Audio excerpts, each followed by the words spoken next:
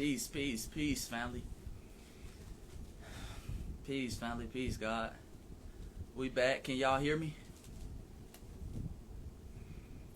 Can y'all hear me, family, before we get started? Peace to all the guys coming into the building. Just making sure y'all can hear me real quick. Peace, family, peace, peace, God. Mag Shop. Greetings, Island Empress. Peace to all the guys in the building. Can y'all hear me? Okay, so we good. We solid. Okay. We solid. Peace to all the family coming into the building tonight. Peace to all the family coming into the building tonight. Where y'all listening from tonight? Where y'all listening from tonight? We're going to get heavy tonight. You know, a lot to talk about tonight. You know, I want to talk about, the main topic is cookout culture that we're going to talk about, and we're going to break down what that is. Also want to talk about the John Lewis situation, and as well as our brothers and sisters in Zimbabwe. I want to talk about that because, like I posted today, the Western nations are forcing our brothers and sisters in Zimbabwe to pay $3.5 billion in reparations to these white farmers. So we got to talk about that. That's heavy as well. Absolutely. Shout out to Canada. Shout out to Savannah. Shout out to Savannah. I got a lot of family down there in Savannah. Shout out to Savannah, Georgia. I was just down there in Savannah. You see what I'm saying? Shout out to Texas. Shout out to North Carolina, Indiana. Shout out to all the family into the building. Shout out to all the family in the building tonight. Cincinnati as well. You dig? I hope all the family, regardless of where you are, whether you're in Canada, because everybody is pretty much going through the corona thing as far as the economy goes. I hope everybody is staying solid with their multiple streams of income. That's very important, family. That's very important. I hope y'all are working on your multiple streams of income. As you can see, the dollar is going to be non-existent. If we keep going down this route, the dollar is going to be worth nothing. If they keep printing money like they're printing money, the dollar is going to be worth nothing. And you're going to need to have multiple streams of income. You're going to need to have investments in gold and real estate and actual tangible items that you can touch. You see what I'm saying? Because right now the government is they're just printing money every day. Just print. And that can only last for so long. So I hope you guys are investing. I hope you've been putting your money in gold, investing in gold bars and anything like that. 24 karat gold, you need that. You need that right now, family. Yeah, that's very important right now. Multiple streams of income, because like I say, the way they're printing the dollar right now, they're already talking about another stimulus package. And I understand people out there, they need it and things of that nature, but listen, that's going to be ugly for the dollar. I saw Russia and China today said they're not going by the dollar anymore. They're going to be on a new standard. So a lot of these countries, these other nations are throwing away the U.S. dollar. You see what I'm saying? So you gotta have something else. You gotta have your investments in gold, real estate, whatever you do. And most importantly, I will argue you have to pick up skills, because the day of the 9 to 5, that's going away as well. You have to have skills. You have to have skills. Absolutely. Whether it's Forex trading, investing in stocks, family, you gotta have skills, and you have to have something that's gonna generate you money without you selling your labor. That's the main key, family. That's the crypto, all that. You need all that. Just a small investment. I ain't asking you to clear out your bank account and throw it in gold or do X, Y, and Z, but you got to have alternate streams of income, multiple streams of income, multiple investments. That's a major key. Peace, God. Peace. Yes, indeed. Yes, indeed. And because, see, Corona is exposing not only a lot of our health issues, Corona is exposing a lot of our bad habits. See, a lot of us, we always use the excuse, man, I ain't got time to start a business. I ain't got time to do that. You ain't got that excuse no more. Corona has shut everything down. You in the house all the time. So this just comes to lack of discipline. Lack of discipline is what many of us lack. It ain't time. It's just lack of discipline. You got to sit down, man, and you got to tell you and your partner, man, y'all got to have multiple streams of income. Got to have investments, things of that nature. That's a fact. Peace, God, Athletes 21. Shout out to the good God. You see what I'm saying? But let's get into, I want to talk about some events. I didn't go live last week. I've been trying to catch up on some of my reading. Reading is very important to me. Getting that knowledge. So I've been catching up on a lot of my reading. I've been kind of shutting up and just sitting back for a while, and that's very important sometimes. But let's talk about some of the events, and really what I want to start off talking about today is the topic, which is cookout culture. Gotta talk about cookout culture today. Now, family, we saw a white supremacist the other day by the name of J.W. Lucas. J.W. Lucas, disrespected our sister Breonna Taylor, and pretty much just shitted on her. Basically said she was a drug dealer. And a lot of people are calling him out about that. Let me pull up his tweet right now, family. Okay, so this is what he tweeted. He said, "Why is the world asking for justice for Breonna Taylor? Of course she shouldn't have lost her life, but do you realize that she was involved with multiple drug dealers who were using, I believe that says, because the comments are in a way, her house as a trap spot? If you sign something for that, if you sign up for that life, there are consequences. So this is what the white supremacist J.W. Lucas tweeted out. This is what he tweeted out, family. And why is this important? One is because J.W. Lucas is somebody, he's a culture vulture. He makes his living off black culture. And you know what? We allow him to do that, because he is one of these people who are involved in cookout culture. What is the cookout culture?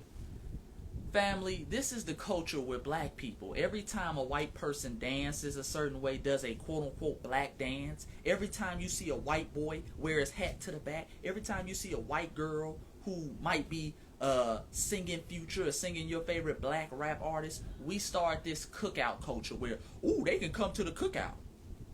I saw footage the other day, about a month ago, when the protests were going on around the country. You had a black woman twerking on a white officer, and he was throwing up his hands like this and that, and people in the comments said, he coming to the cookout. This cookout culture is dangerous. This is one of the side effects of cookout culture. Allowing everybody cool, everybody can get in our culture, ain't nobody gotta be vetted. This is the motherfuckers we let in there. Motherfuckers like J.W. Lucas, a stone cold white supremacist. Who is using classic white supremacist terminology. I'm white and I say so. That's all that is. Let me pull back up the tweet one more time. I'm white and I say so. He's talking about drug dealers. She was involved with drug dealers, which is false. All of this is false, family. All of this is false, and it's nothing more but I'm white and I say so. And it's a product of cookout culture. Because I guarantee you around this dude 24/7 are nothing but black folks.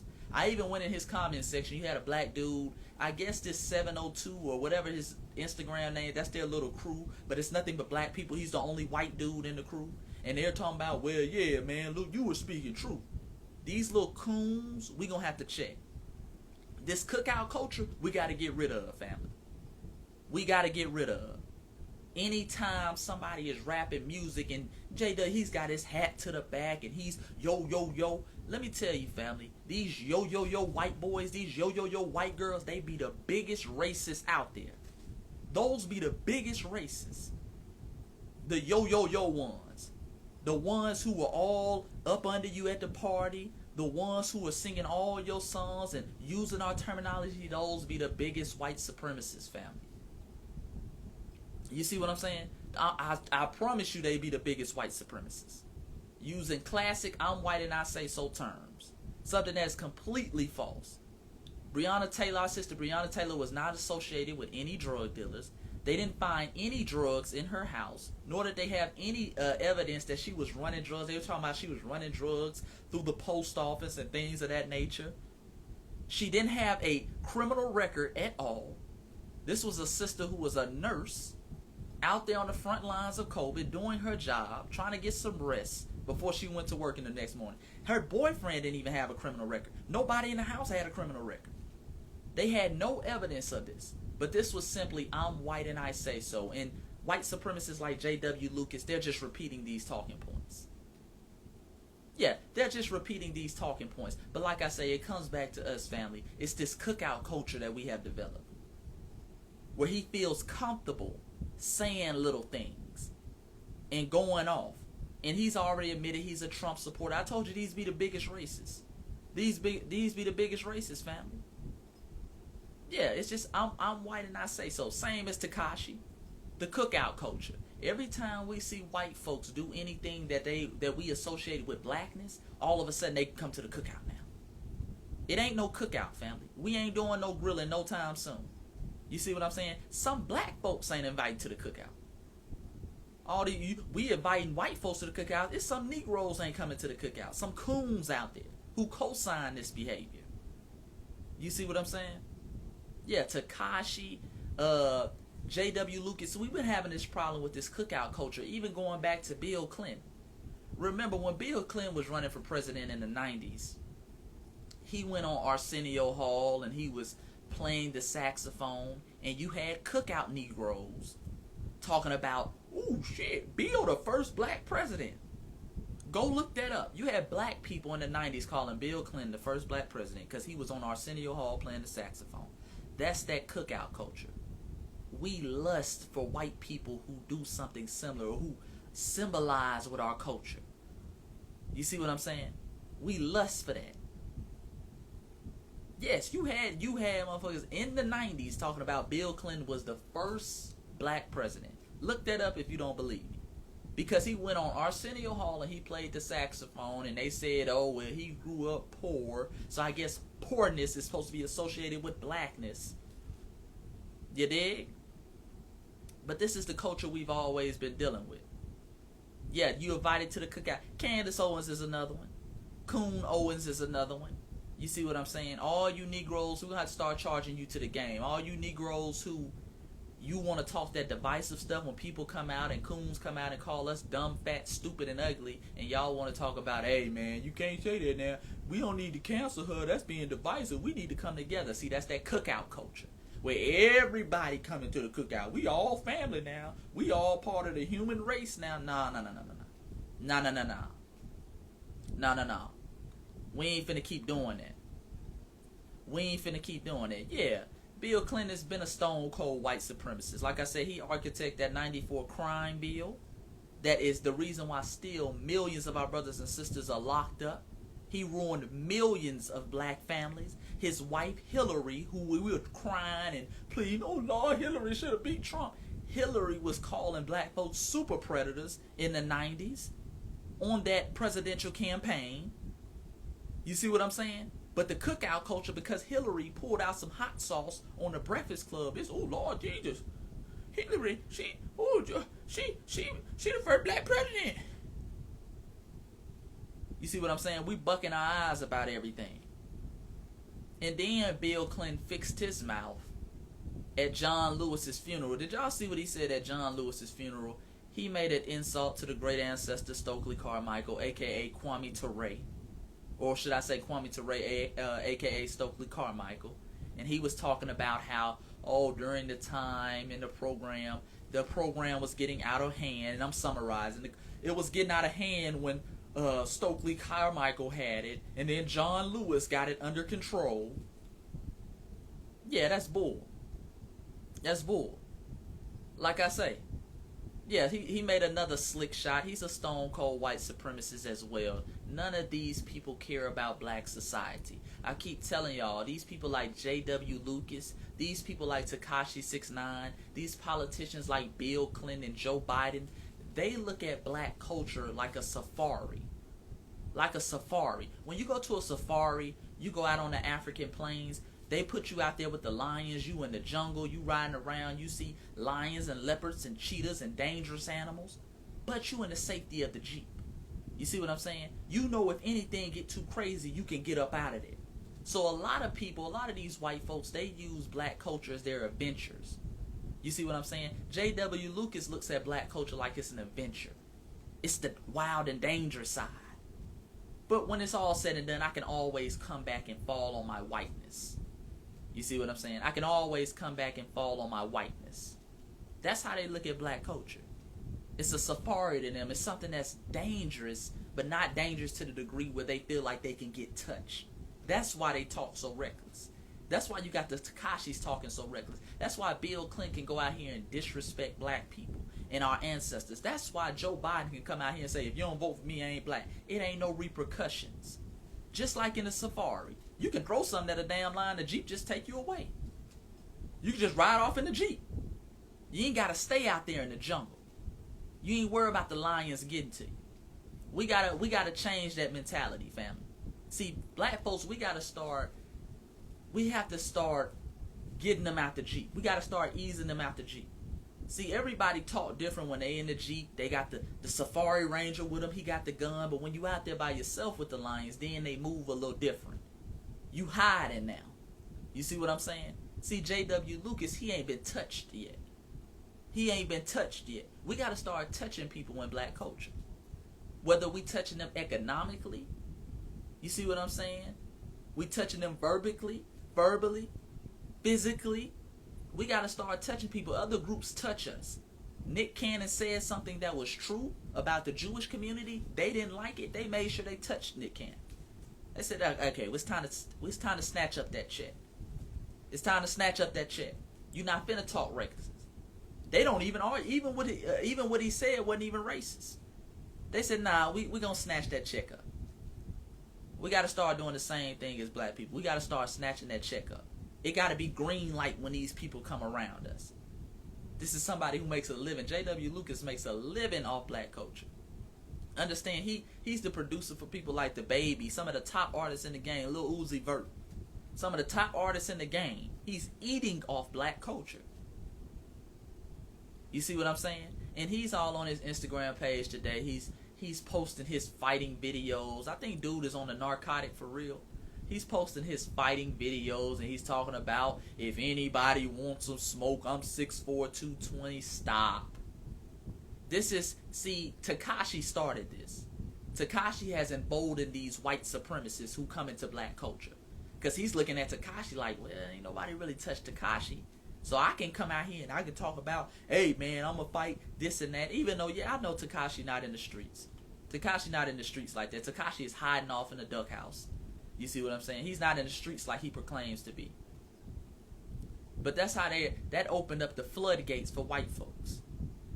Now they're saying, well, Tekashi never got touched. Tekashi didn't snitch. Tekashi didn't did this. He putting out hits on people. He ain't never get touched.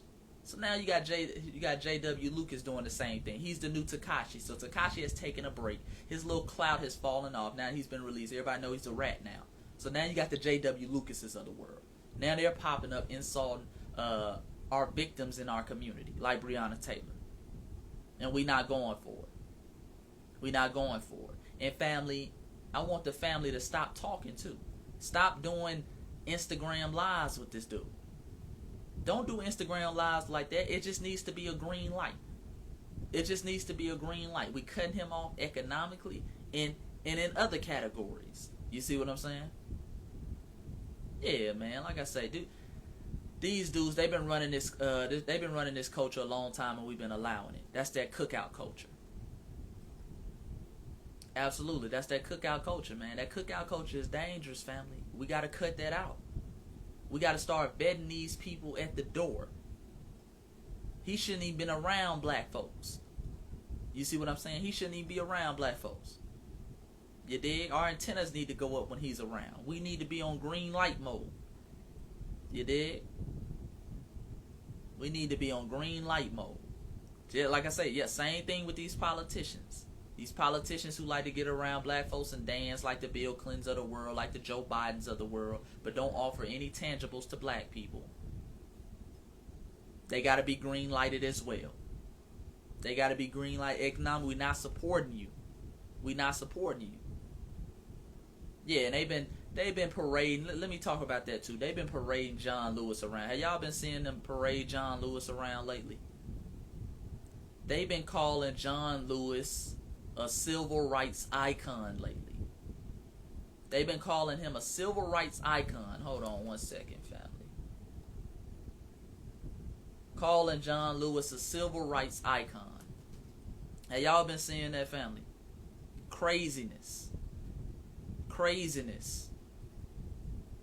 Yeah, listen, no disrespect to John Lewis. I think John Lewis, I wouldn't call John Lewis a coon. John Lewis is a buck-broken Negro, though. John Lewis was a buck-broken Negro. We got to have some real talk tonight. John Lewis was a buck-broken Negro. John Lewis was not an icon of black society. Let's be clear on that. John Lewis was not an icon of black society. John Lewis's claim to fame is getting his ass whipped on the Pettus Bridge in Selma. That's his claim to fame. That's not an icon. An icon is somebody that your children, everybody looks up to, that will be remembered in time. You don't remember ass whoopings. That's not something to remember. You see what I'm saying? That's his claim to fame, family. That's his claim to fame. I found, let me pull this up. I think I got it on here. Okay, right here. This is John Lewis. This is the icon they talking about. John Lewis said, I was beaten blooded by police officers, but I never hated them. I said, thank you for your service.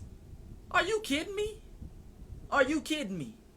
Let me read that one more time in the voice of the ancestor John Lewis.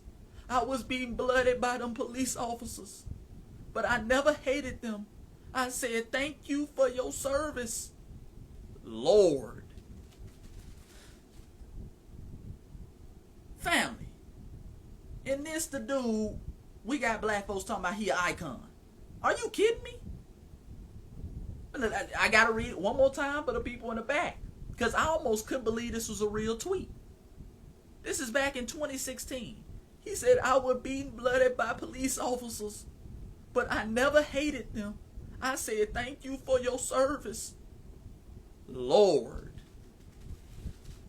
Lord, family. I'm going to just let that sink in for the family right there. Yeah, we ain't being disrespectful. This is truth talk. That is not an icon.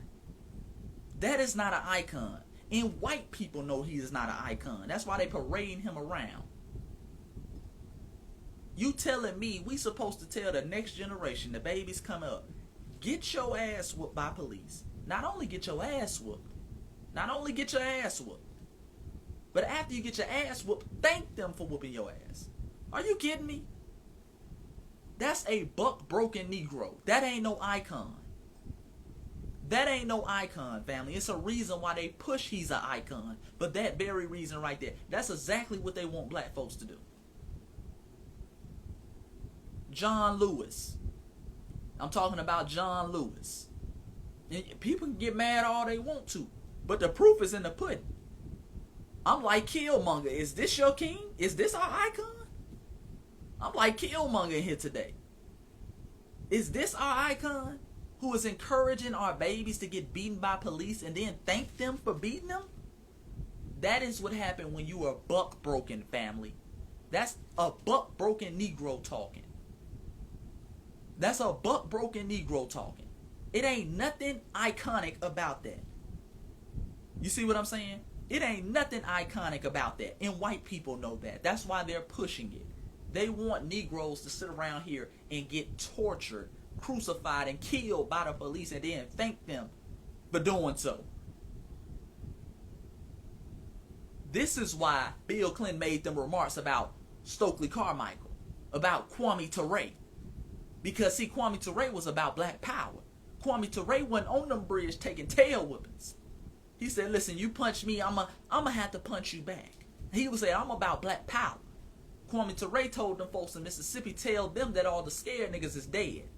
That's what Kwame Ture said. This is why they always trying to push towards John Lewis being an icon. Yeah, that's not iconic behavior, family. That's nothing iconic about that. Let me know if I'm lying. Let me know if I'm lying, family. Are we seriously gonna tell our kids this? To thank police officers for their service after they done beat you and hit you upside the head with their billy club? You see what I'm saying? Yeah, they another thing, they play that whole game. They always try to give people who are around Dr. King the iconic treatment. Oh, they were icons. But again, Kwame Ture, Stokely Carmichael was around Dr. King. He was marching with Dr. King as well. You see what I'm saying? He was marching with Dr. King as well, but they never called Kwame Ture an icon. They don't parade his name around. There aren't streets named after Stokely Carmichael. You see what I'm saying? I talked about that last night. There's not streets named after Malcolm X. Malcolm X was at the same time as Martin, who was just as relevant, if not more relevant. You probably had more black people who idolized Malcolm X during the time than you did Martin Luther King Jr. But they don't, white society doesn't parade Malcolm as an icon. They parade him as a tyrant. Anybody who's not getting their ass whooped and then thanking the police officer, then, ooh, you not an icon. Yeah, thank you for this whooping. What type of stuff is that, man? Is that what we promote? That's iconic behavior. I was seeing black people repost John Lewis on their page, and I'm like, You see what I'm saying? No, I wouldn't call him a coon. To me, a coon is somebody. I don't think John Lewis worked purposely against black society. John Lewis was just buck broken. See, when you're buck broken, family, you think progress is getting your ass whooped and being able to tell the story. This is why, see, the John Lewises of the world had brothers and sisters going out there during these protests over the last few months and getting pepper sprayed and acting like it was something of glory. You getting hit upside your head. You out there with your kids, and your kids is getting beaten by police officers, pepper sprayed, and you think that's some type of moral victory. That's the John Lewis created that environment. We think that's glory. That's not glory, family. I'm sorry to say that. That's not glory. That's not achievement. You did? And stop letting them push that on you. They act like John Lewis and Dr. King was the reason why black people got some form of civil rights. And the only reason we came to the table is because Dr. King was so consistent. And they were just non-violence and love conquered hate. No, family, they came to the table because black folks were turning up. And I always tell y'all this. Look at the 60s. Look at the 60s. Look how many racial riots you had in the 60s. You had over 200 racial riots. Look at the long, hot summer of 1967. You had 200 racial riots within a couple months. You had the Tampa riot. You had the Newark riot. You see what I'm saying? You had riots all across the country. Riots in Detroit. They had to send in the National Guard for those riots in Detroit. I wouldn't even call them riots, rebellions against the system of white supremacy. See, after that long, hot summer of 1967, that's when they said, look, we got to create this Kerner Commission. The Kerner Commission had to study, why are black people turning up like this? And after the Kerner Commission, that's when you got those Civil Rights Act of 1968 and things of that nature. The next summer. You see what I'm saying? It didn't come from no marching. In fact, John Lewis and them, they love to spread that lie in the 60s, like, oh, Kennedy sent in the troops. Kennedy, oh God, he was just so heartbroken. The white people were so heartbroken. They saw black people getting beat up in Selma, and they sent in the National Guards on George Wallace, and they had to stop them. Because they couldn't take the police brutality anymore. Stop. They sent those troops into Birmingham, in Alabama in 1963, because you had the Birmingham riots where black folks were fighting back. You had black folks burning down white businesses. And they said, whoa, we can't have a civil war again. That's when Kennedy sent in the troops. Malcolm X, Brother Malcolm talked about that all the time. Kennedy didn't care black people were getting beat up. They love to try to portray Kennedy like he was some white savior. Oh, he just had a heart and he was a Jew. Kennedy did not care about none of black. He didn't care about any black folks. You see what I'm saying? In fact, Kennedy told, what's the singer, Sammy Davis, he had a white wife. He told him he couldn't sing at the inauguration because he had a white wife. He cut him off the inauguration. Only reason Kennedy sent in them troops because he didn't want no civil war down in Alabama. Black people were turning up. Black people were looking towards the Malcolms of the world. And they were saying, listen, it might be time. The nation was at an all-time high. He had to give Martin something. You did? Yeah, look up them Birmingham riots of 1963. Yeah, folks were tired down there in the South. They were blowing up churches with the 4 little girls. They were doing all type of stuff, sicking dogs on women. Brother said, "Oh no, we ain't finna continue to go down this route." That's where you had brothers like the Deacon of Defense popped up in Louisiana. You had preachers who were taking up arms and started defending these civil rights movement. That's when everybody started, okay, we got to pass some laws because we don't want any civil wars on the nation again. That's what happened. You see what I'm saying? Yeah, and they love to try to they try to tie that whole thing. Oh well, John, if he didn't take those beatings and was non-violent, black people wouldn't have the rights they have. First of all, we ain't got no rights now. All those civil rights acts that happened in the 60s, from our turning up, from our rebellion, they go to the Chinese, they go to the Japanese, they go to the Arabs, they go to white women. Remember, white women are considered minorities now. They go to everybody but black folks. All that affirmative action goes to white folks and other ethnic groups. They don't go to us. They don't go to us at all. You see what I'm saying? They don't go to us at all. Yeah, Robert F. Will, you had brothers turning up in the South. You had brothers and sisters turning up in the South. Remember, out there in Cali, you had more black women in the Black Panther Party who were toting guns than black men. Our queens they were fed up too. We've always had to make them feel us for white people to do something. Let's be real. Let's be real. They can call it promote violence. They can call it whatever they want to. White people do not understand anything but the loss of finance and the loss of life. They didn't give a damn about John Lewis marching. You see what I'm saying? They didn't give a damn about John Lewis marching and getting beat up. He nearly got beat to death. And I'm not making fun of him, but that's ridiculous to sit up here and encourage our kids, like John Lewis was, to get beat up and then thank police officers for beating you up. Are you kidding me? And this supposed to be our icon. Come on, family. Lord. Come on now. Come on now, family. Even if you admire John Lewis, you know you can't agree with that. Yeah, I'll talk about that. Peace, Queen. She said my DNA test shows 7% Polynesian. To your point, you know, Polynesian are black people, but you know, but let me stay on topic because I get off topic, then I start, you know what I'm saying, going in on something else. But that's ridiculous. Like I say, we've always had to rise up and turn up. Even going back to slavery, you got to remember, you had several slave rebellions that caused havoc. You had Cato's rebellion. They don't talk about Cato's rebellion in the South Carolina and the Carolina colonies. Cato single-handedly stopped the slave trade for 12 years in South Carolina. He single-handedly stopped the slave trade. You know what Cato did? Cato said, listen, I'm not taking no more whippings.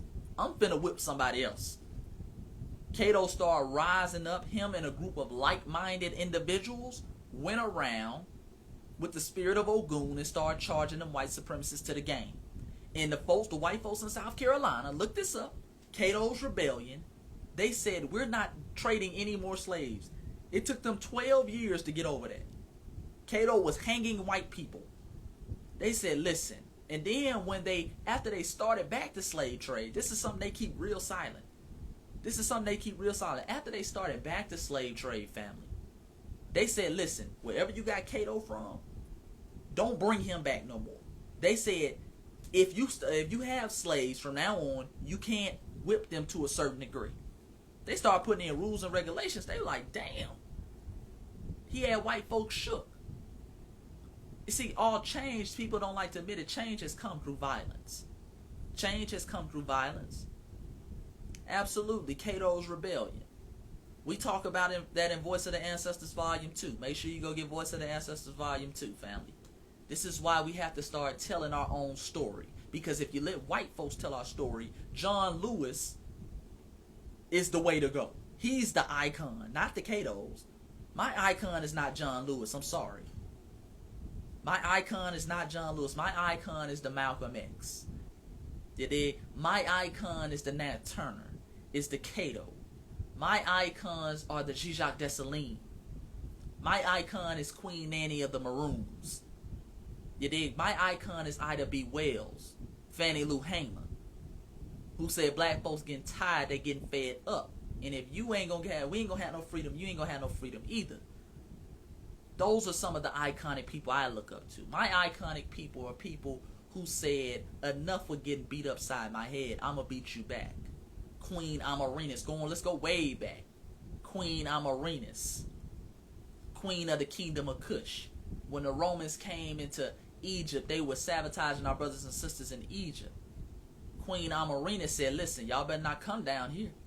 Queen Amarenas sent the Roman emperor. She sent him some golden arrows. Sent him golden arrows, family. And she said, listen, this is a token of my peace. You can take it, but if you don't accept my peace, you better use them on me, because we want the smoke. That's what Queen Amarenas said. Those are my heroes. My heroes are, my iconic people are Queen Nzinga. You dig? Who fought the Portuguese 52 years. She was a senior citizen fighting the Portuguese. She was like 60-something in the field fighting the Portuguese. These are my icons. You dig?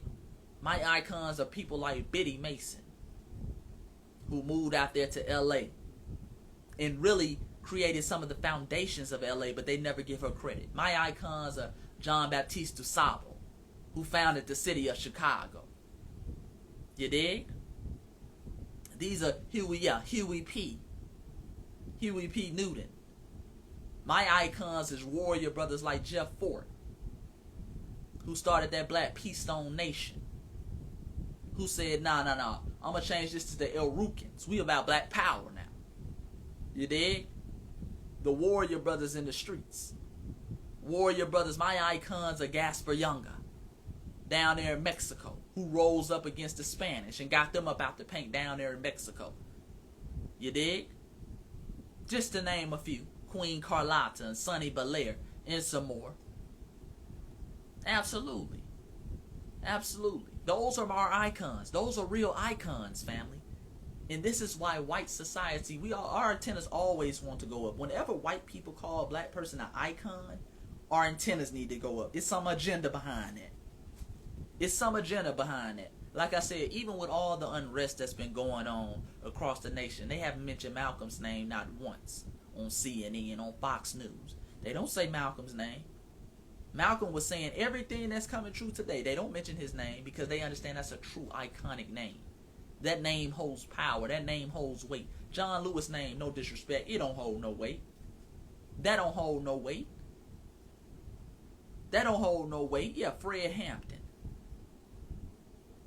That name don't hold no weight. They understand that. You could throw around John Lewis' name all day. You see what I'm saying?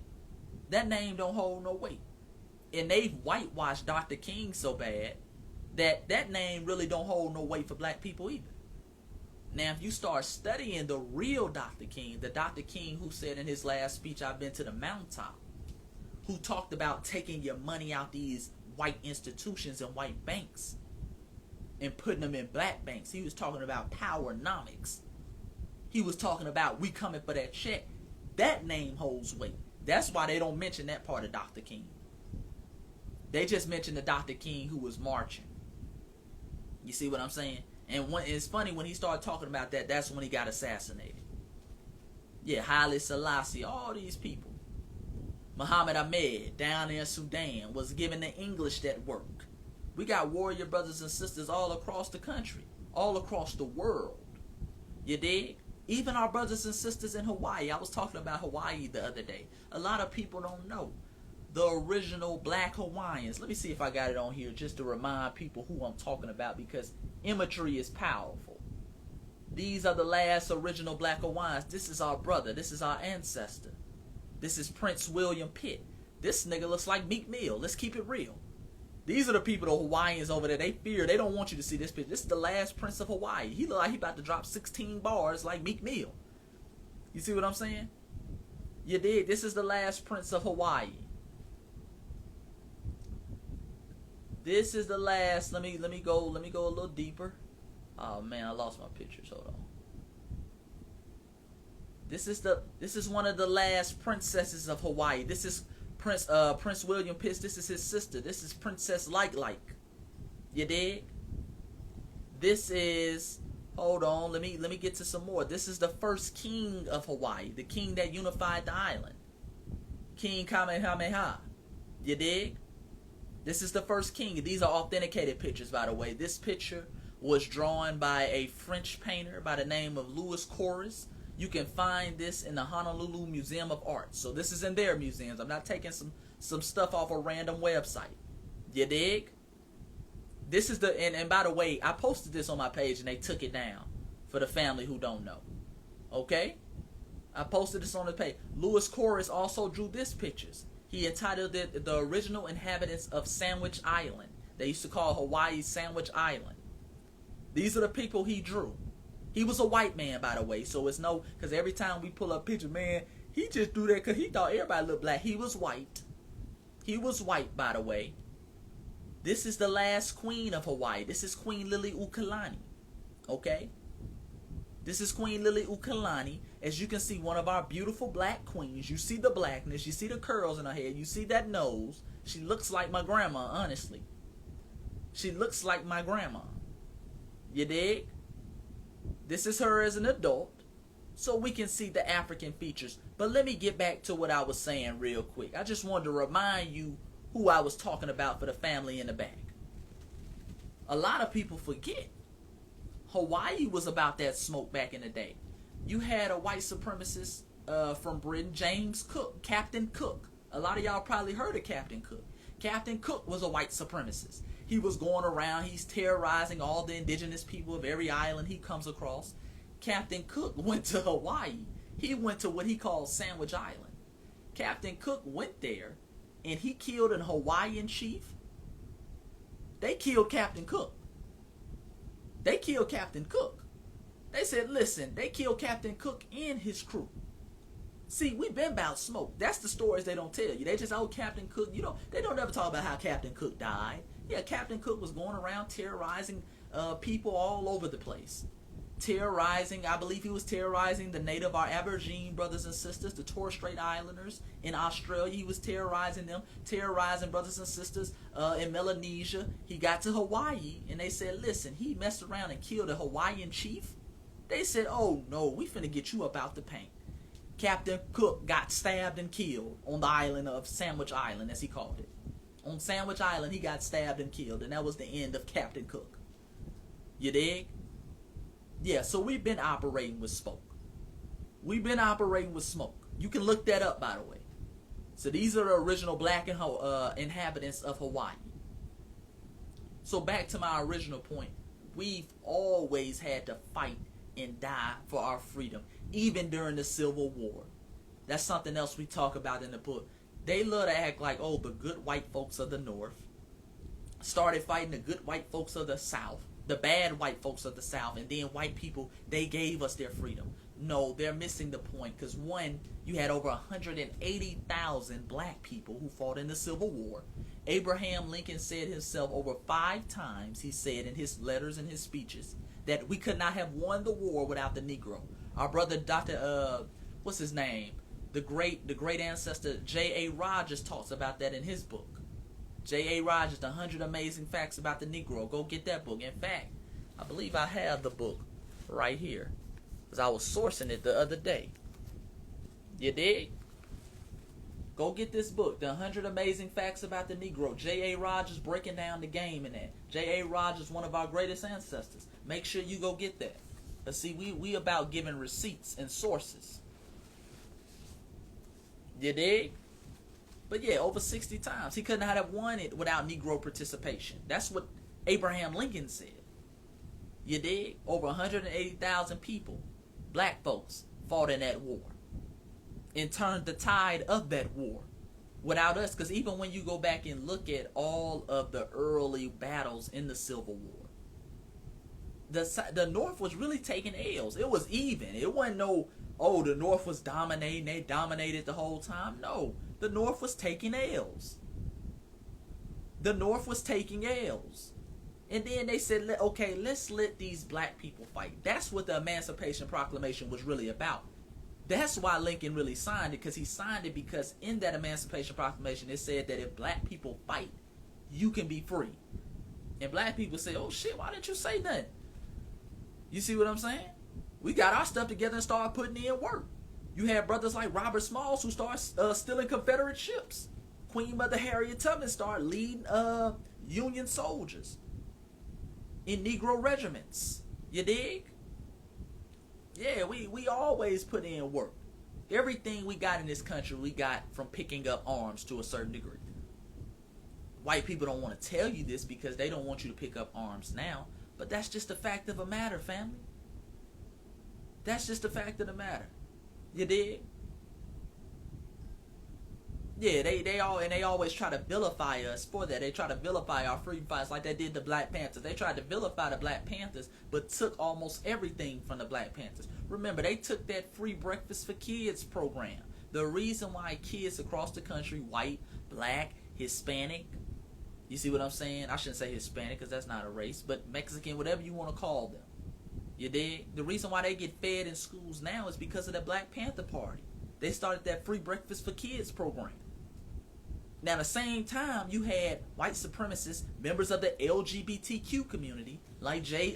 Edgar Hoover, who was calling the Panthers terrorists, but then they were still in their breakfast programs. They started putting that in schools. You dig? See, this is the stuff we have to know, family. This is why I love writing down our history. This is why I love writing. Because this story would never get told, family. These stories will never get told if we don't tell them ourselves. This is why we gotta stay solid. This is why we gotta stay solid. We gotta continue to call out BS. We can't allow the media to pick our icons like John Lewis, who's encouraging us in his last words to get beat up by the cops and then thank them. That's not iconic behavior. That's not iconic behavior. You dig? Yeah, look that up. Look that up about the Black Panthers. Look that up, family. You dig? Now let me talk about as well real quick. Let me see if I can find it. I want to talk about this real quick, family. And before I open it up for questions. Now, you probably can't see it. My face is in the way. Zimbabwe, family. This week, I believe it was on Wednesday, they signed a deal for $3.5 million to compensate white farmers in Zimbabwe. Major problem. And I want to talk about this from a strategic standpoint. As you can see, CNN reported this, and they've been trying to push Zimbabwe to do this forever. They signed a deal. They're going to pay $3.5 billion to white farmers in Zimbabwe who lost their land. Let's talk about this real quick because a lot of people have been asking me about this.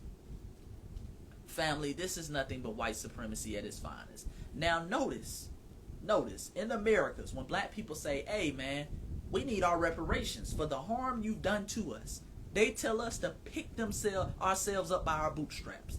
Oh dude, that was a long time ago. Oh, everybody goes through something.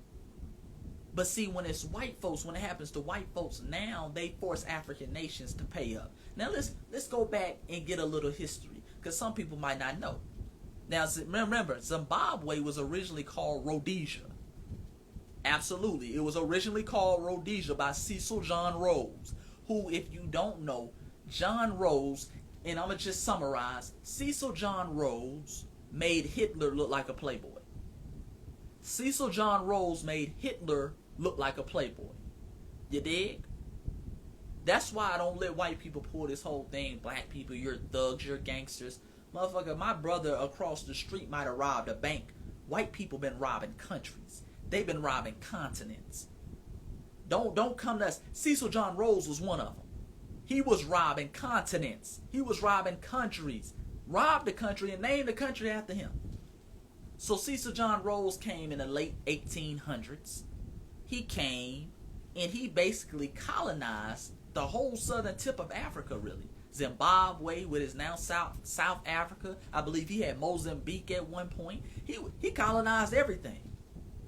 And after he colonized it, he proceeded to killing the indigenous people. He proceeded to putting in a caste system. He proceeded to taking the land from the indigenous people of Zimbabwe and giving it, redistributing it among the few white people who were there, because white people have always been the minority in Africa.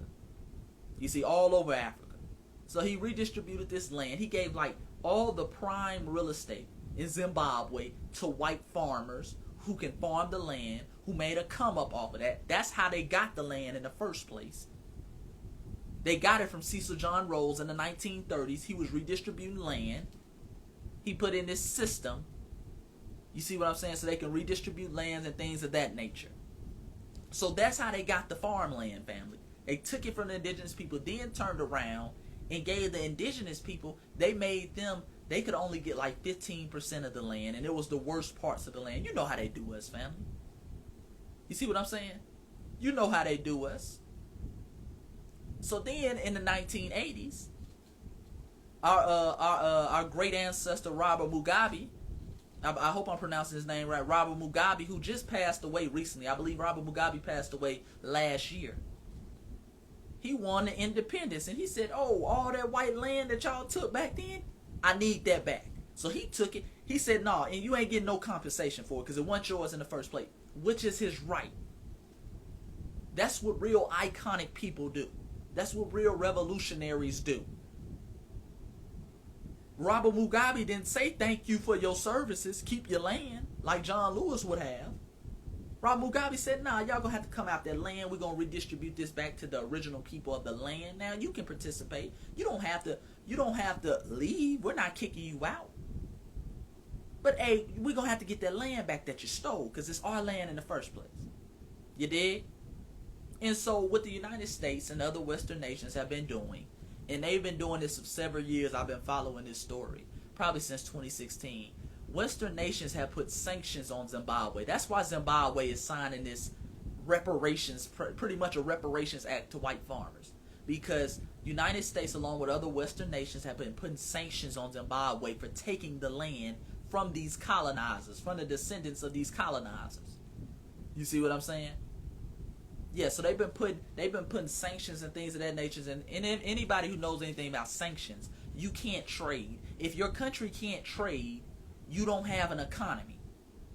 You see what I'm saying? I'm an economics major. I understand that things are cheaper to produce in other countries. That's why other countries, they trade with each other. Okay, my land has a lot of gold. My land has a lot of natural resources. My land has a lot of cocoa, bananas. Instead of you trying to grow those cocoa and bananas, which will take a long time, this will be much more expensive, we'll just trade. And you give me some of your precious metals or things of that nature in return. But when you're not allowed to trade, you have economic sabotage. Your economy is down. You don't have anybody to sell to. If you don't have nobody to sell to, you don't have no jobs. You see what I'm saying? So that's what they did in Zimbabwe. And the white supremacists like to do this. The white supremacists will put sanctions on you and then say, well, see what happened when black people got their independence? They can't run a country. Look how bad Zimbabwe is. Meanwhile, they're not telling you they got all type of sanctions on Zimbabwe.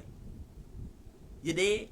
Meanwhile, they ain't telling you they're forcing Zimbabwe, they're strong-arming Zimbabwe to pay reparations to people who colonized them in the first place. This is a case of victims paying reparations to the oppressors. You dig? Yeah, they put all type of, they still have sanctions on Zimbabwe to this day. That's why Zimbabwe is struggling so much. It ain't that black people can't run a country. White supremacists have a history of doing this. Go back to Haiti, the 1804 revolution. A lot of people don't know, in Haiti, once Haiti gave white folks that work, Jacques Dessalines, Toussaint, they gave them that work. Remember, they put sanctions and they forbid trade on Haiti. They did not recognize Haiti as a nation. So nobody could trade with Haiti. But even after that, Haiti was doing pretty well, because Haiti had their own gold at one point. Haiti, if you don't know, Haiti has a lot of oil. They have a lot of natural resources. Haiti also, they were printing their own money, so they weren't on the Federal Reserve banking system and all that type of stuff. Haiti had their own money, had their own economy, and then they forced Haiti, France forced Haiti to pay $100 billion in reparations to the slave owners who were enslaving them because they lost the land. Are you kidding me? So white supremacists have a long history of doing this. I believe some of my Haitian brothers and sisters might be in the room. Haiti just finished paying off those reparations not too long ago, like in the 70s. It took them like 150 years to pay off those reparations to France. Now, France is the same country that was enslaving them, but then they had to pay France, according to the League of Nations, the same League of Nations that Negroes talking about. Negroes putting on a tinfoil kufi. We need to go to the League of Nations. And when we go to the League of Nations, we need to get sovereign citizenship, because they going to help us out, because we a nation. They ain't finna do nothing. The League of Nations, the United Nations ain't never did nothing. They are there to police white supremacy, to make sure it gets done. You see what I'm saying? Yeah, they went to the league and had to pay them. And then in the 1910, this is something else they didn't talk about. The United States of America went down to Haiti and took their gold in a hostile takeover. I believe this was 1916 to 1921, if I'm not mistaken. In the early 1900s, don't quote me on that, but I believe it's 1916 to 1921, the United States went down to Haiti and took Haiti's gold. Stripped Haiti. And they sent that gold to the New York banks. You see what I'm saying? They never gave that gold back, family. This is what they do to African nations. See, when they can't beat us physically, they try to beat us economically. This is why we have to be prepared. This is why we have to be on code around the world. This is why African people have to be on code around the world. Yeah, they do that all the time. White nations do that all the time. When they can't beat you physically, when they take L's, they're so butthurt, they'll do it economically.